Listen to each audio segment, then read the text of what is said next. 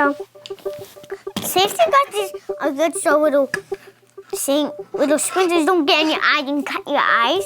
That's what the safety glasses are. And then hard hats are so your head stays safe. So in case hard stuff bangs on your head, the hard hat, it will bang on the hard hat.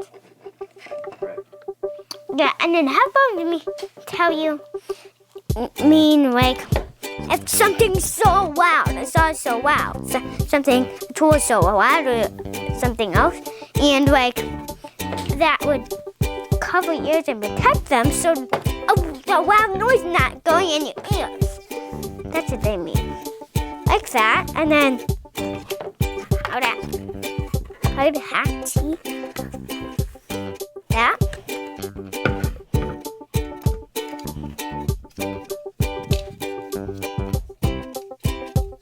Safety glasses, that.